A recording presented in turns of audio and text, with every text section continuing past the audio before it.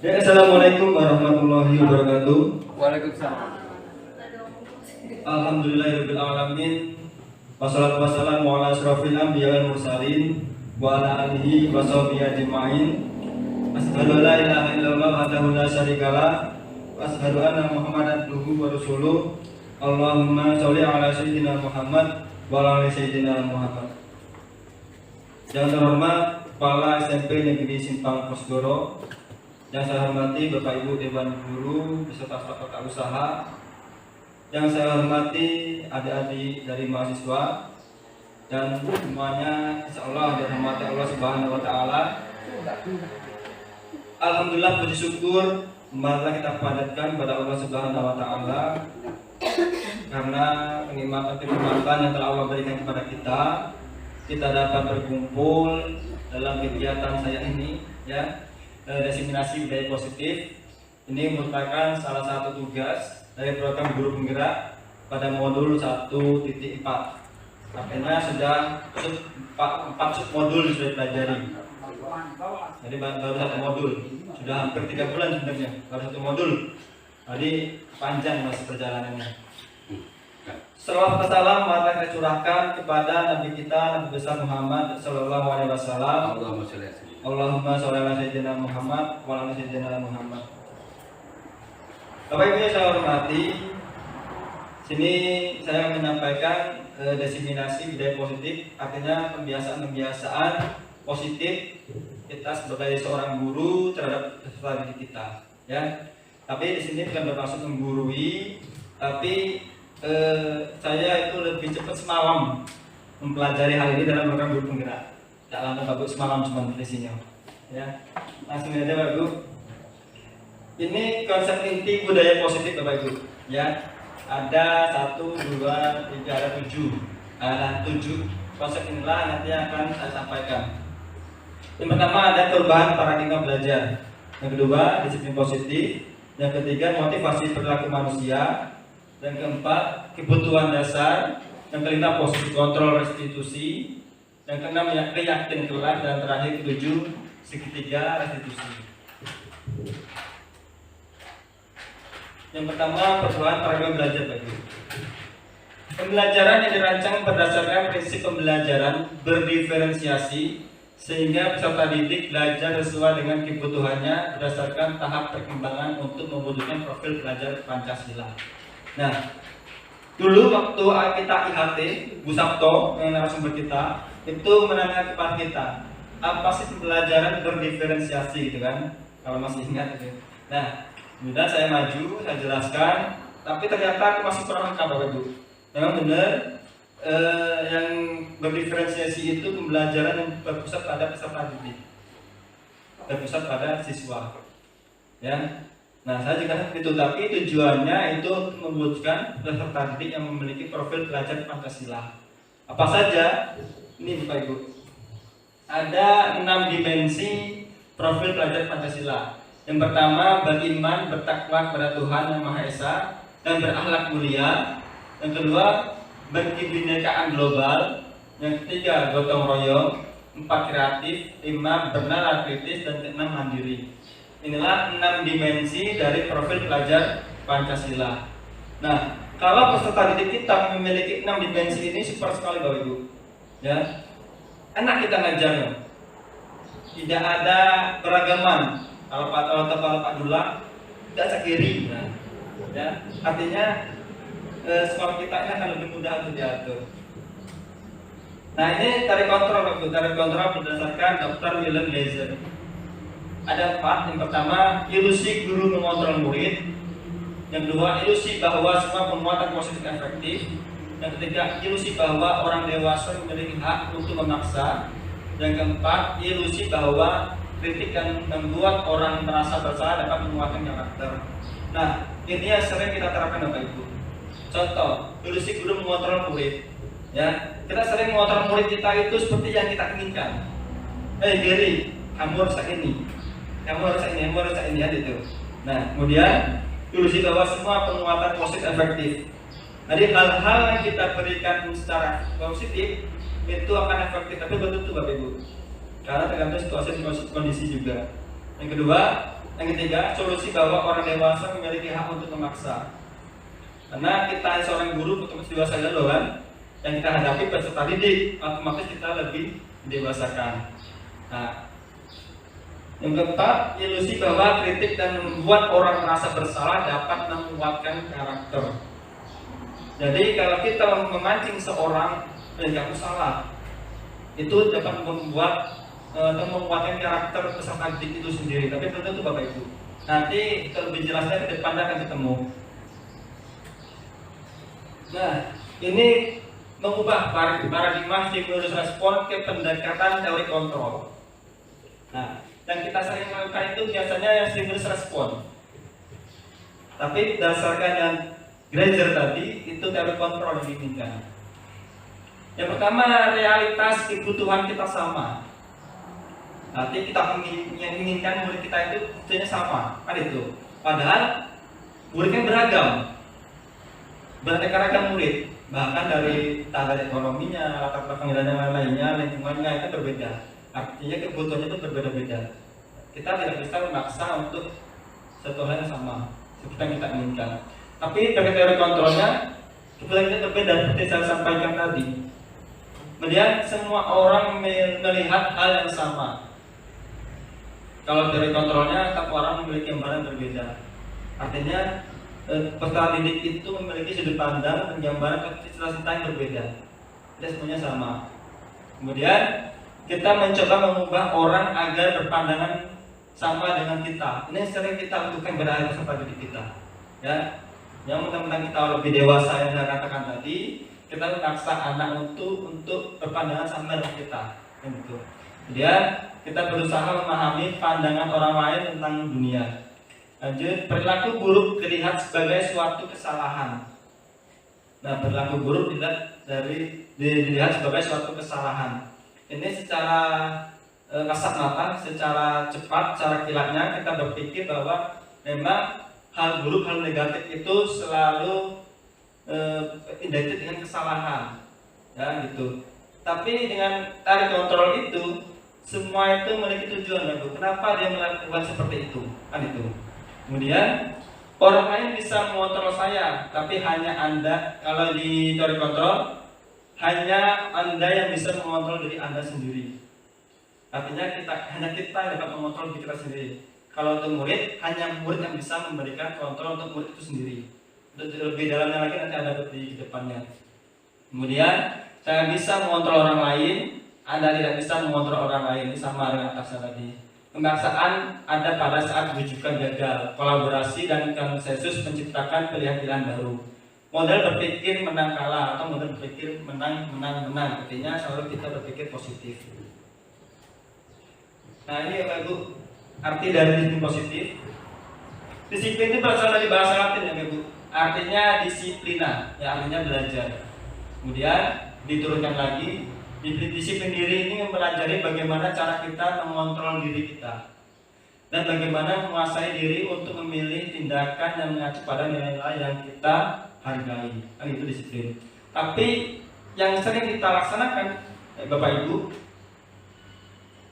disiplin telah berubah menjadi sesuatu yang dilakukan seseorang pada orang lain untuk mendapatkan kepatuhan. Kecenderungan umum adalah menghubungkan kata disiplin dengan ketidaknyamanan, bukan dengan apa yang kita hargai atau pencapaian suatu tujuan mulia. Selanjutnya, nah ini kita sebagai pendidik bahwa tujuan kita adalah untuk menciptakan anak-anak yang memiliki disiplin diri sehingga mereka bisa berperilaku dengan mengacu pada nilai-nilai kebajikan universal dan memiliki motivasi intrinsik dan ekstrinsik. Artinya ada dua motivasi yang akan kita berikan, yaitu intrinsik dan ekstrinsik. Motivasi dari dalam dan motivasi dari luar. Nah, nilai-nilai kebajikan dulu. Nilai kebajikan itu adalah sifat-sifat positif manusia yang merupakan tujuan mulia yang ingin dicapai setiap individu. Nilai-nilai tersebut bersifat universal dan lintas bahasa, suku, bangsa, agama maupun latar belakang. Jadi tidak memandang latar belakang seorang. Kemudian dengan mengaitkan nilai-nilai kebajikan yang diyakini seorang, maka motivasi intrinsiknya akan terbangun sehingga menggerakkan motivasi dari dalam, untuk dapat mencapai tujuan mulia yang diinginkan. Itu menurut Diane dosen. Lanjut Bapak Ibu, kebutuhan dasar manusia. Nah, tapi sebelum masuk ke kebutuhan dasar manusia ini ada SDG itu Bapak Ibu. Ya, mengingat kemarin kita kalau Pak Guru kemarin sudah SDG, karena SDG lagi kita. Clue-nya itu antonim, artinya lawan kata. Nanti kalau saya sebutkan satu kata, Bapak Ibu menyebutkan lawan katanya. Ya. Lawan katanya panjang, besar, tinggi, salah. Panjang, besar, tinggi, rendah. salah. Ulang lagi, panjang, besar, tinggi,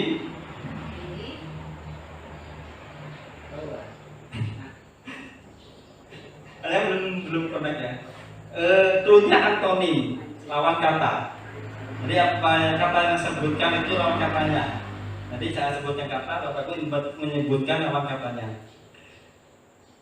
Panjang, pendek, besar, kecil, tinggi, rendah, salah.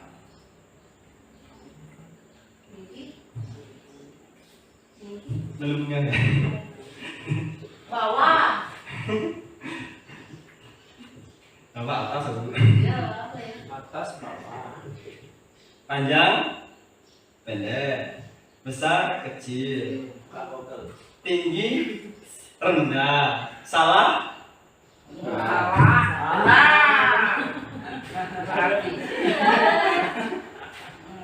Salah. Nah, ada kan Bapak Ibu? Tinggi, rendah. Salah yang mereka panjang Tapi jawab lagi kalau salah itu benar. Salah. Benar. Ayo lah buka kamus. Buka kamus. Memang bahasa ini. Nah, ada Bapak. Ya. Memang lompat kasihan. Diajak main tua-tua. Tapi Sindal itu Pak loading. ngajak main ini kan supaya Dipicau dengan intonasi. perut ini kan tidak terlalu kita rasakan. Sebenarnya faktanya kita masalah perut. Kebutuhan dasar manusia Bapak Ibu. Segala sesuatu yang kita lakukan untuk mendapatkan apa yang kita inginkan. Seluruh tindakan yang kita lakukan memiliki tujuan tertentu. Dan semua usaha terbaik yang kita lakukan adalah dalam rangka agar kebutuhan dasar kita terpenuhi dengan baik. Ini kebutuhan dasar manusia. Nah, kebutuhan dasar manusia itu dari apa Bapak Ibu? Bertahan hidup, kasih sayang merasa diterima, penguasaan, kebebasan, dan kesenangan. Inilah 5 kebutuhan dasar manusia. Lengkap Bapak Ibu. Kalau bertahan hidup kita pasti ingin bertahan hidup, dan ingin kita mati. Dan kasih sayang dan rasa diterima. Berarti kita membutuhkan ya, kasih sayang, tidak mungkin kita butuh musuh. Dan rasa diterima, dimanapun kita berada kita diterima. Kalau kita bermusuhan, kita diberikan uang kan itu. Penguasaan Bapak Ibu. Ya, kita penguasaan itu dalam arti bukan hanya sebagai kepala di dalam lingkungan besar.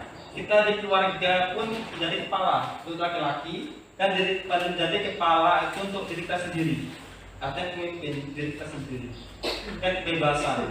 Jadi kita itu butuh kebebasan Bapak. Kita tidak mau selalu terikat dan terikat terus. Ada masanya kita ingin bebas, liburan dan kesenangan.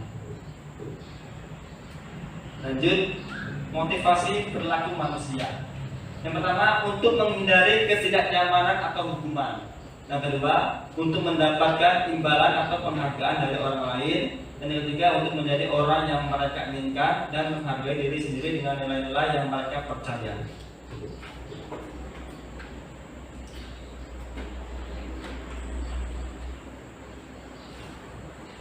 Bapak Ibu, ini ada 3 bentuk, 2 aja ya, 2, hukuman dan konsekuensi.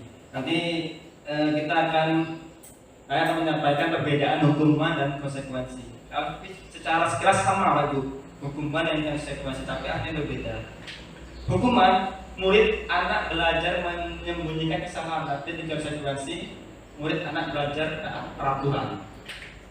Yang kedua, mencoba mengontrol anak dengan penguatan negatif. Kalau konsekuensi, mencoba mengontrol anak dengan penguatan positif. Dan kalau hukuman, dampak pada murid marah, merasa bersalah, rendah diri, atau memasukkan diri. Tapi dalam konsekuensi, kehilangan hak, waktu jeda, seorang diri, dan penahanan. Dia tiba-tiba tidak diharapkan atau sangat melukai. Kalau konsekuensinya sudah diketahui atau masuk akal.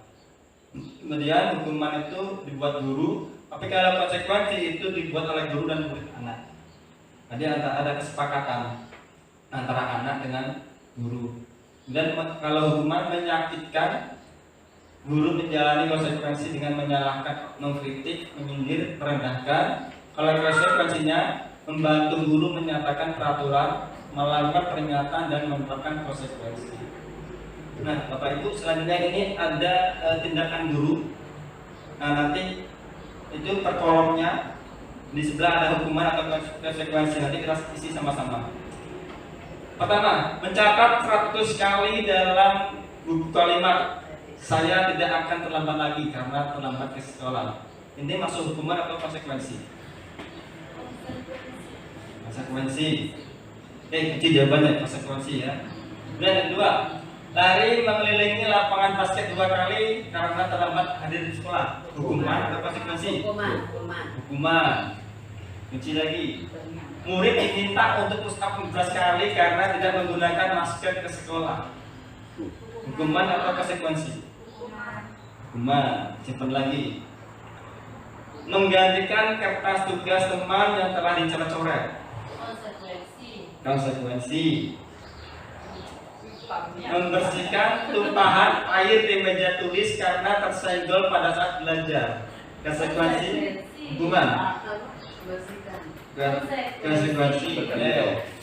Murid disuruh untuk tidak mengenakan sepatu seharian di sekolah karena tidak mengenakan sepatu hitam. Hukuman atau konsekuensi? Konsekuensi. Kunci lagi. Lari mengelilingi lapangan basket 2 kali karena terlambat 10 menit untuk pelajaran dijadikan. Hukuman atau konsekuensi? Hukuman. Nah, kita lihat jawabannya. Nih. Jawab aja. Mana jawabannya? Tinggal jawabannya. Nah, mencatat 100 kali dalam buku kalimat saya tidak akan terlambat lagi. Wah. Nah, Salah tadi. itu masuk hukuman dari ibu. Ya. Melda. Nanti kalau anak kita terlambat, kamu udah terlambat. Kamu tulis di kertas dan kalimat saya tidak akan terlambat lagi sebagai lembar. Nah, itu termasuk hukuman. Kenapa? Karena sifatnya menyakiti ya. Kan gitu. Fisik. Lari mengelilingi lapangan basket 2 kali karena terlambat hadir di sekolah, itu termasuk hukuman.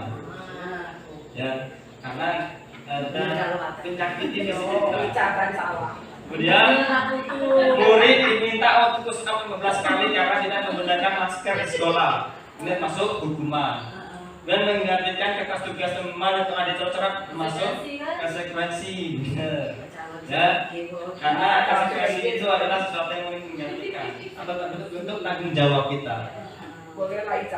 Dan membersihkan tumpahan air di meja tulis karena tersenggol pada saat belajar, termasuk konsekuensi karena kita sudah berbuat salah dan bertanggung jawab ingin membersihkan tadi. Jadi konsekuensi. Dan murid disuruh untuk tidak mengenakan sepatu seharian di sekolah karena tidak menggunakan sepatu hitam. Hukuman.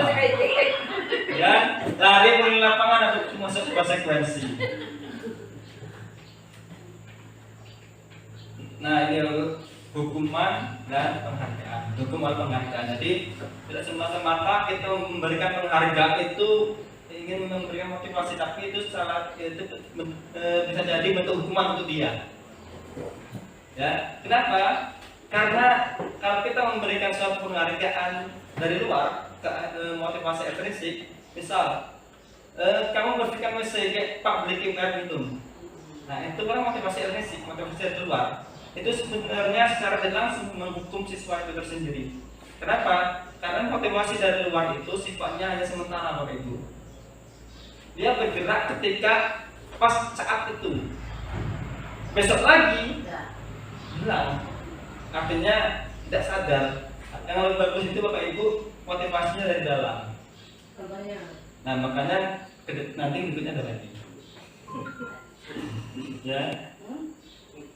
Nah ini motivasi dari dalam diri atau motivasi intrinsik.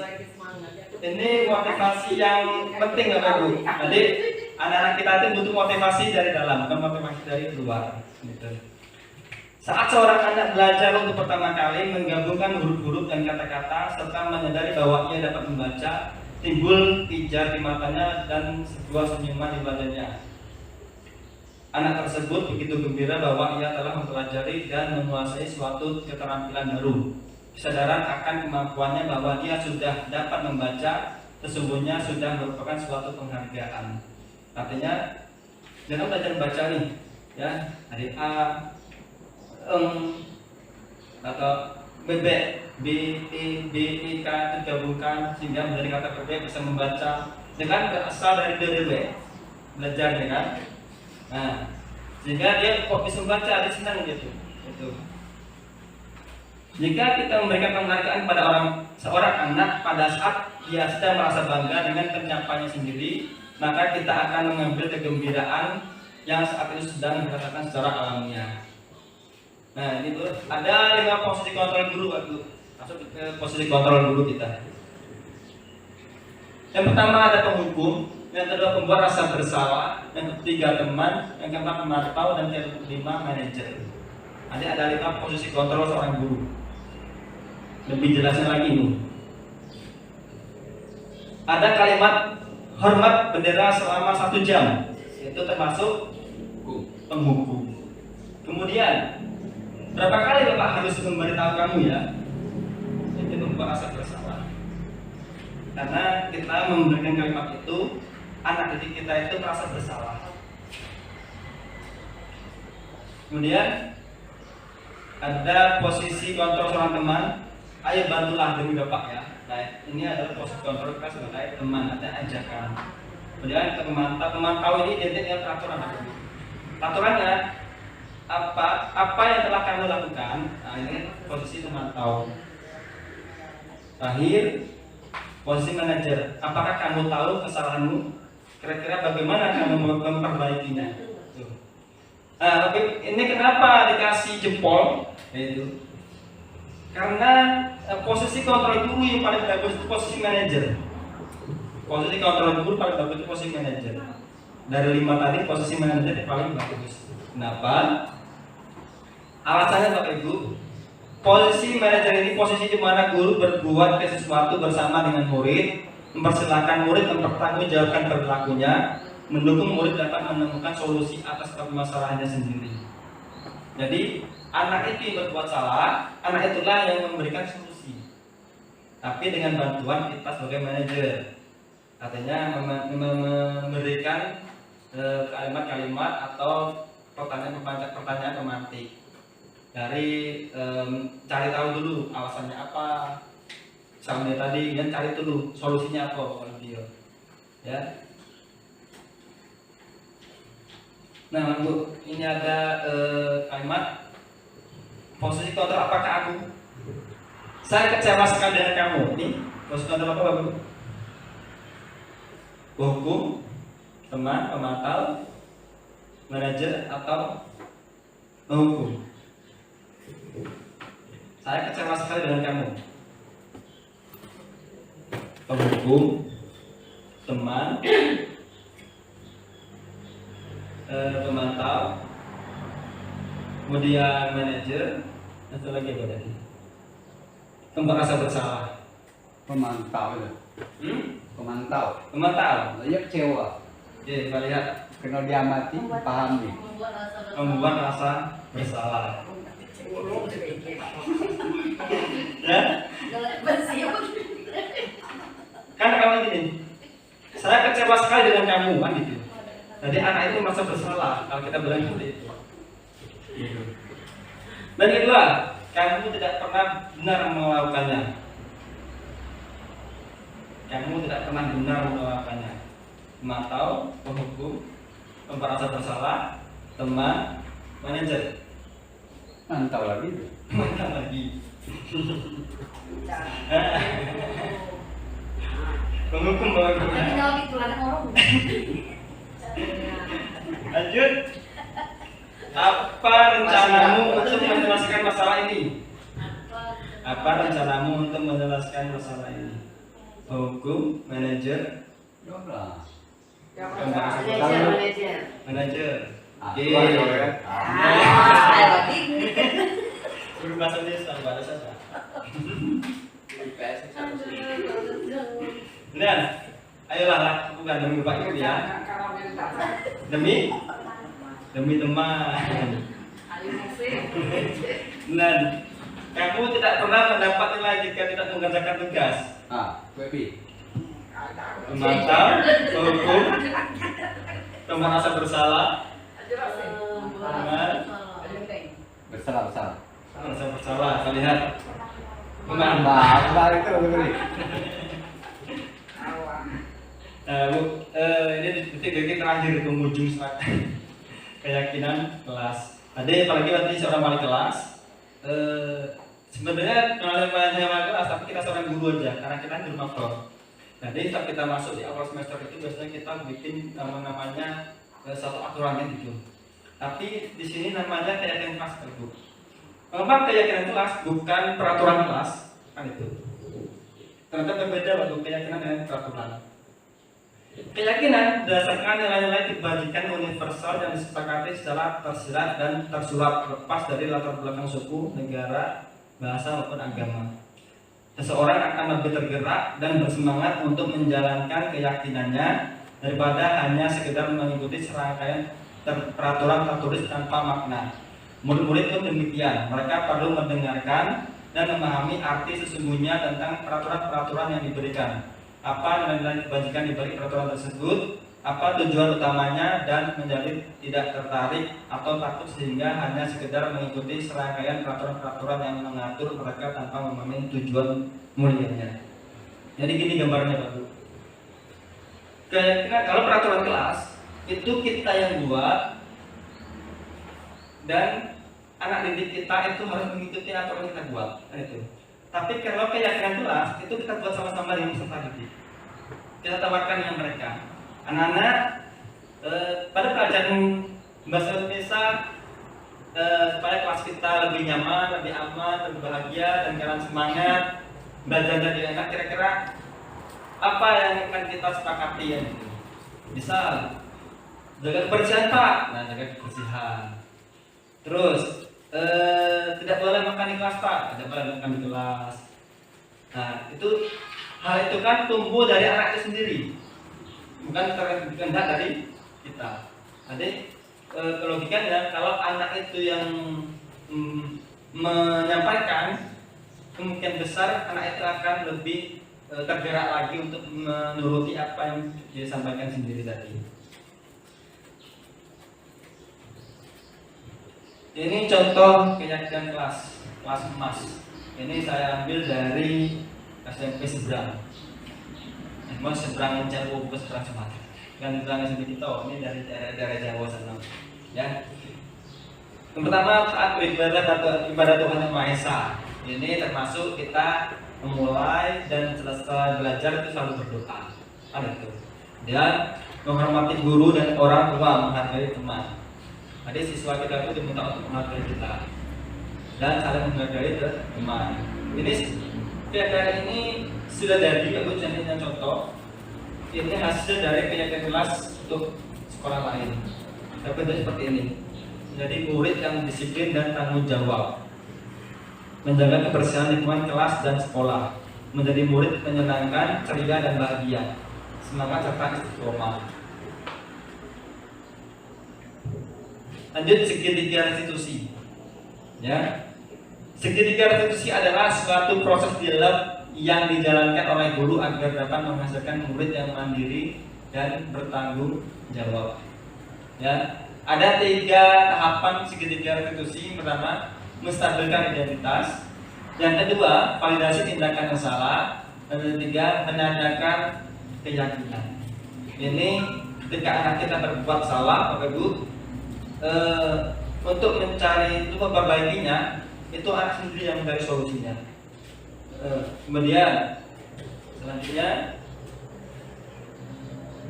menstabilkan identitas. Ini kalimat-kalimat atau kalimat-kalimat kunci pada bagian tahapan menstabilkan identitas. Berbuat salah itu wajar. Jadi kalau kita mengeluarkan kalimat seperti itu termasuk dalam menstabilkan identitas. Tidak ada manusia yang sempurna.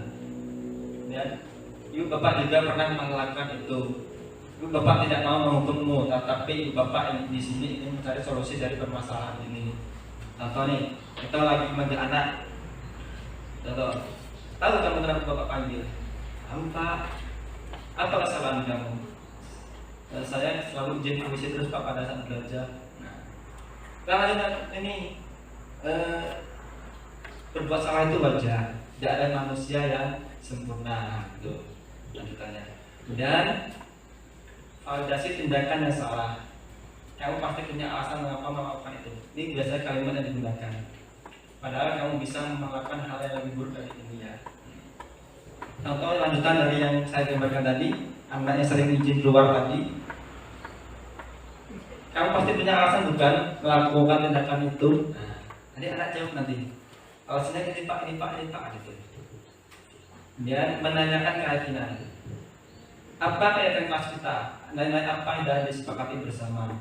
Ini makanya inilah fungsinya keyakinan kelas itu kita bentuk pada saat kita mulai belajar di awal semester.